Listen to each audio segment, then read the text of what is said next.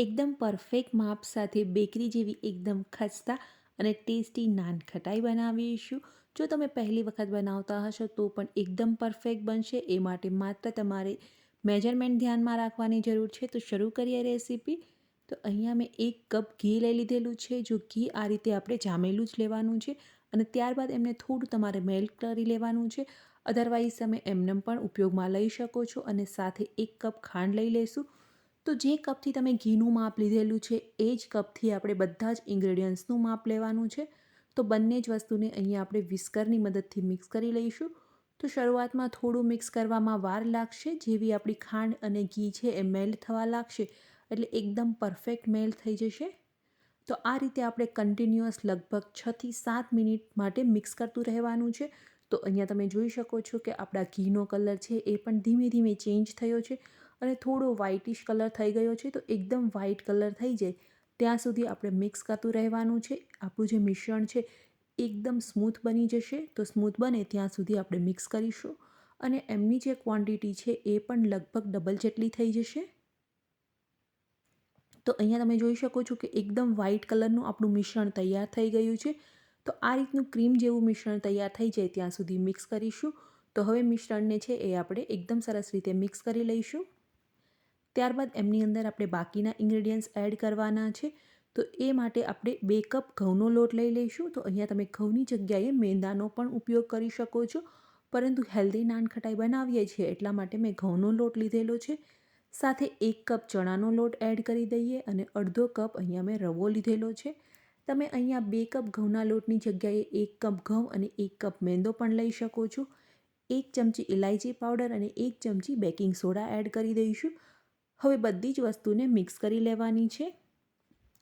તો જ્યારે પણ આપણે બધા જ ઇન્ગ્રેડિયન્ટ્સ મિક્સ કરીએ ત્યારે ખાસ ધ્યાન રાખવાનું છે કે આપણે એને વધારે મિક્સ નથી કરવાના. માત્ર આપણે આંગળીઓની મદદથી એક ડોના ફોર્મમાં આવે ત્યાં સુધી જ મિક્સ કરીશું.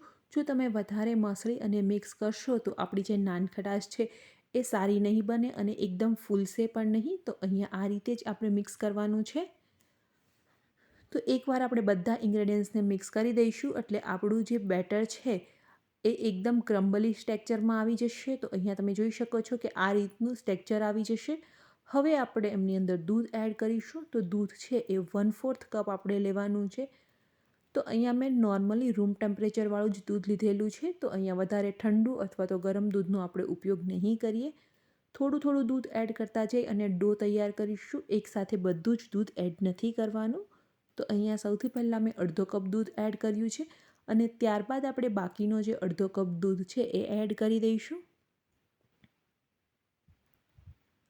દૂધ એડ કરી અને આપણે એમને એક ડોના ફોર્મમાં તૈયાર કરી લઈએ.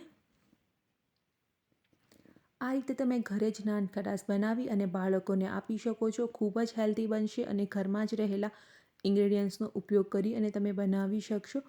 અહીંયા મેં ઓવનમાં બનાવેલી છે. તમે એમને ગેસ પર પણ ડાયરેક્ટ બનાવી શકો છો તો પણ ખૂબ જ સરસ તમારી નાન ખટાશ બનશે. તો અહીંયા આપણો ડો છે એ તૈયાર થઈ ગયો છે.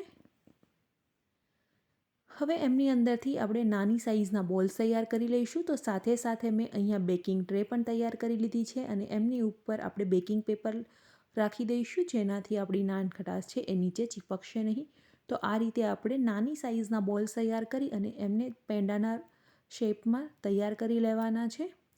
તો જ્યારે પણ આપણે આ રીતે નાન ખટાશને બેક કરવા મૂકીએ ત્યારે એમની વચ્ચે થોડી થોડી જગ્યા રાખતી જવાની છે.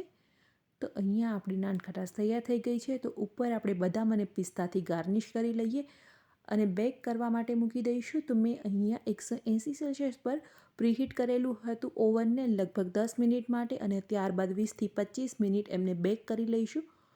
20 થી 25 મિનિટમાં આપણી નાન ખટાશ બનીને બિલકુલ તૈયાર થઈ ગઈ છે. ઓવનને બંધ કરી દઈશું અને એમને બહાર કાઢી લઈશું.